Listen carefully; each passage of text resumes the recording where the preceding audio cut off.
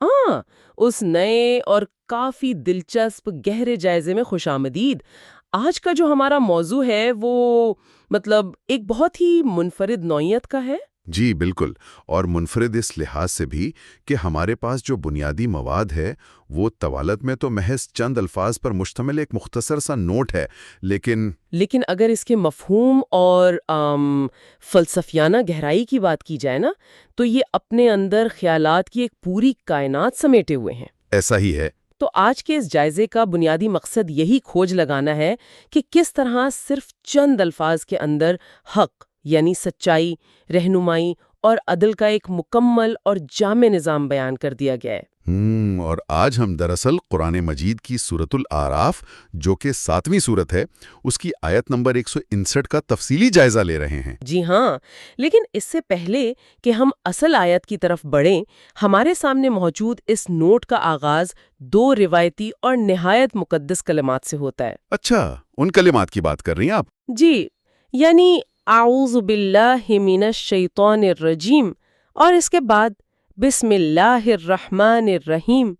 بظاہر یہ بہت عام سے الفاظ لگتے ہیں جو ہم روزانہ سنتے ہیں، لیکن ان کلمات کی شمولیت محض کوئی رسمی یا روایتی آغاز نہیں ہے۔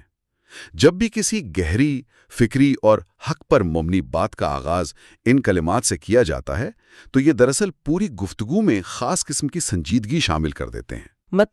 ایک طرح کی گہری توجہ۔ بالکل۔ اگر ہم اسے جدید نفسیات کے حوالے سے سمجھنے کی کوشش کریں تو شیطان سے پناہ مانگنے کا مطلب یہ ہے کہ انسان شعوری طور پر اپنے ذہن کو ہر قسم کے تعصبات اور خلفشار سے پاک کر رہا ہے۔ یہ تو ایسے ہی ہے جیسے کوئی بہت اہم اور پیچیدہ کام شروع کرنے سے پہلے انسان اپنے ارد گرد کا سارا شور و غل بند کر دے۔ صحیح کہا آپ نے، جیسے ہم اپنے فون کی نوٹیفیکیشنز آف کر دیتے ہیں تاکہ پوری توجہ صرف ایک نقطے پر مرکوز رہے۔ یہ مثال واقعی بڑی دلچسپ ہے، یعنی ہم ایک طرح سے اپنا مینٹل کیشے کلیئر کر رہے ہیں تاکہ نئی اور خالص معلومات کے لیے جگہ بن سکے۔ ہاں، اور پھر جب ہم خدا کی رحمت کے ذکر سے آغاز کرتے ہیں تو اس کا مطلب یہ ہوا کہ اب جو علم یا سچائی سامنے آنے والی ہے اسے کھلے اور مثبت ذہن کے ساتھ قبول کیا جائے۔ یعنی سچائی کو تلاش کرنے کے لیے ذہن کا سخت یا ظالم ہونا ضروری نہیں ہے، اسے ایک ہمدردانہ رویے کے ساتھ بھی کھوجا جا سکتا ہے۔ 100%، کیونکہ دیکھیں سچائی بسا اوقات بہت کڑوی ہوتی ہے، اور اگر انسان کا ذہن پہلے سے ہی غصے یا حسد کا شکار ہو تو وہ سچائی کو قبول کرنے سے انکاری ہو جاتا ہے۔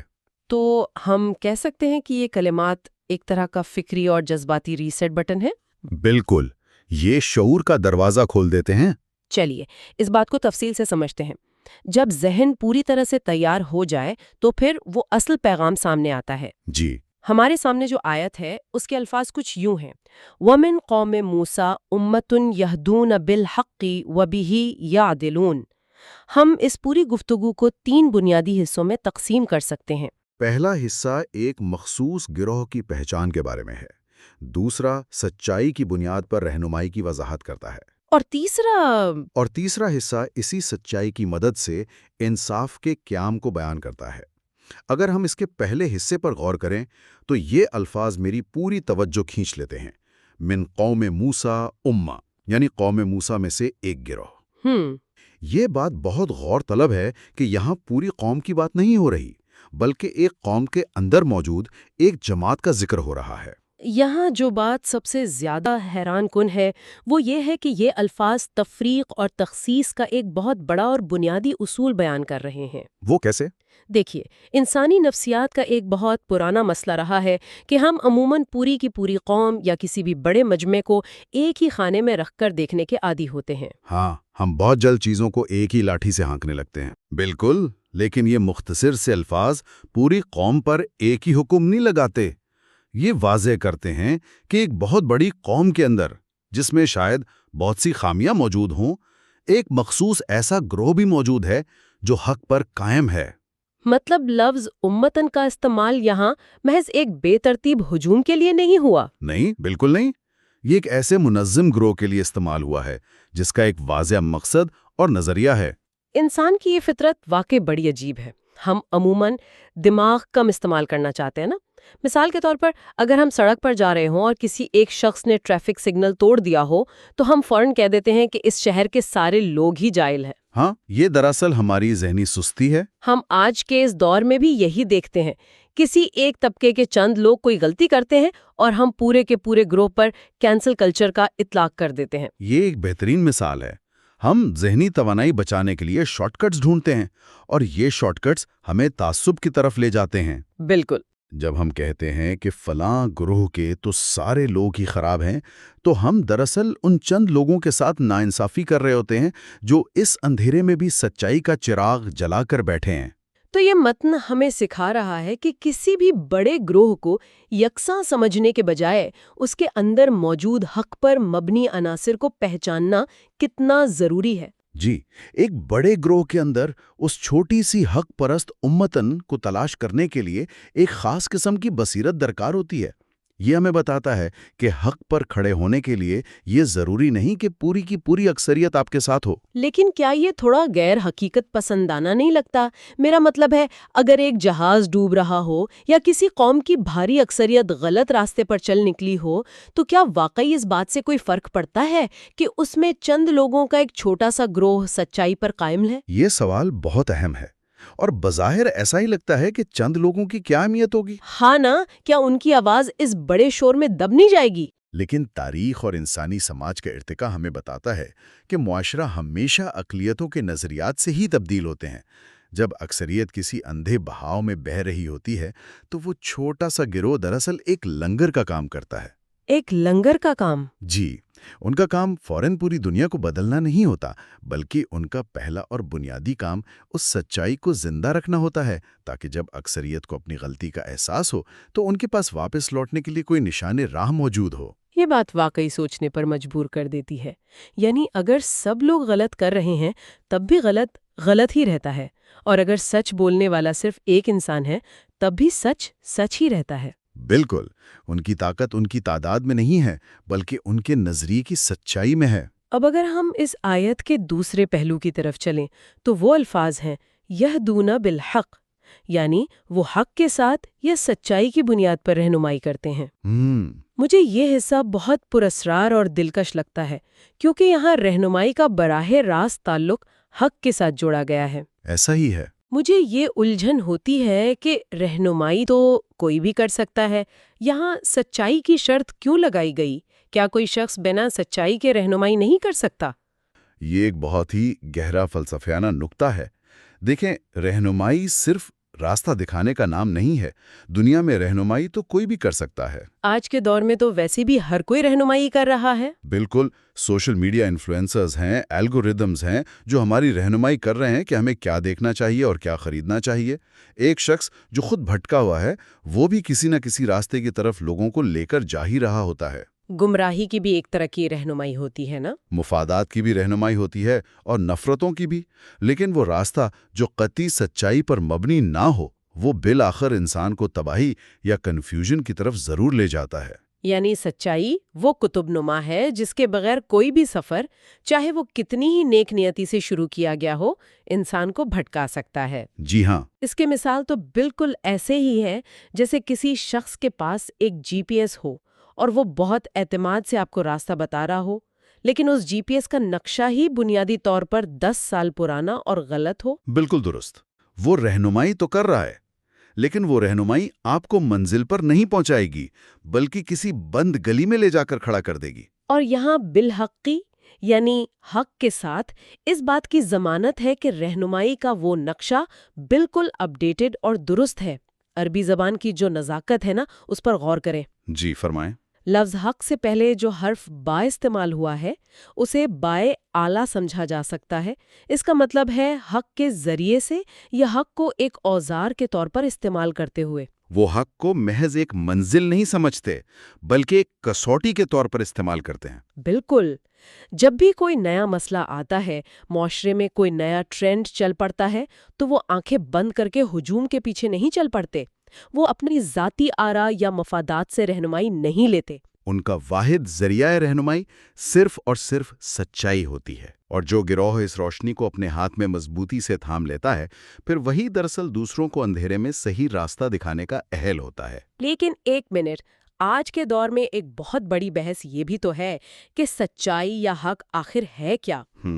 لوگ کہتے ہیں کہ سچائی تو موضوعی ہوتی ہے، میرا سچ آپ کے سچ سے مختلف ہو سکتا ہے، تو پھر یہ کیسے طے ہو کہ جس سچائی کی بنیاد پر رہنمائی کی جا رہی ہے وہ واقعی مکمل سچ ہے؟ یہ ایک بہت ہی بروقت سوال ہے۔ آج کے اس دور میں واقعی یہ نظریہ بہت عام ہو گیا ہے کہ کوئی مطلق سچائی نہیں ہوتی، سب کچھ بس زاویہ نگاہ کا کھیل ہے۔ جی، تو کیا یہ دعویٰ کرنا کہ ہماری رہنمائی 100% حق پر ہے ایک طرح کا تکبر نہیں بن جاتا؟ دیکھیں، جس متن کا ہم جائزہ لے رہے ہیں وہ اس نظریے کو یکسر مسترد کرتا ہے۔ یہاں الحق کا لفظ استعمال ہوا ہے جس کے ساتھ ال لگا ہے، جو ایک خاص اور مطلق سچائی کی طرف اشارہ کرتا ہے۔ یعنی کائنات میں کچھ ایسی سچائیاں ہیں جو اٹل ہیں؟ بالکل، جو انسانی خواہشات کے تابع نہیں ہیں۔ مثال کے طور پر ظلم برا ہے، انصاف اچھا ہے، امانت داری بہتر ہے اور دھوکہ دہی غلط ہے۔ یہ وہ سچائیاں ہیں جن پر انسانی فطرت متفق ہے۔ صحیح۔ تکبر اس وقت پیدا ہوتا ہے جب انسان سچائی کو اپنی ذاتی ملکیت سمجھ لے، لیکن جب انسان یہ سمجھے کہ سچائی ایک اعلیٰ اصول ہے اور مجھے اس کے تابع رہنا ہے، تو یہ عاجزی پیدا کرتا ہے۔ جو حق کے ساتھ رہنمائی کرتے ہیں وہ دراصل خود حق کے خادم ہوتے ہیں۔ ایسا ہی ہے۔ یہاں بات واقعی بہت دلچسپ ہو جاتی ہے، کیونکہ یہ متن جو بظاہر بہت مختصر ہے، یہاں آ کر رکتا نہیں ہے۔ جی، یہ صرف سچائی کو جان لینے یا اس کی بنیاد پر دوسروں کو راستہ دکھانے پر ختم نہیں ہوتا، یہ اس سے ایک قدم مزید آگے جاتا ہے۔ اور میرے خیال میں سب سے مشکل قدم کی طرف۔ بالکل۔ آیت کے آخری الفاظ ہیں وَبِهِ يَعْدِلُونَ، یعنی اور وہ اسی کے ساتھ عدل یا انصاف قائم کرتے ہیں۔ سچائی کو جاننا ایک بات ہے، لیکن اسے عملی جامہ پہنانا۔ اگر ہم اسے وسیع تناظر میں دیکھیں تو یہ انسانی معاشرے کی بقا کا سب سے اہم راز ہے۔ سچائی اور انصاف کا آپس میں ایک اٹوٹ رشتہ ہے۔ انصاف کبھی بھی سچائی کے بغیر قائم نہیں ہو سکتا۔ کبھی نہیں۔ اگر آپ کے پاس آدھا سچ ہے یا آپ جانتے بوجھتے سچ کے کسی پہلو کو چھپا رہے ہیں تو آپ لاکھ دعوے کر لیں، آپ انصاف نہیں کر سکتے۔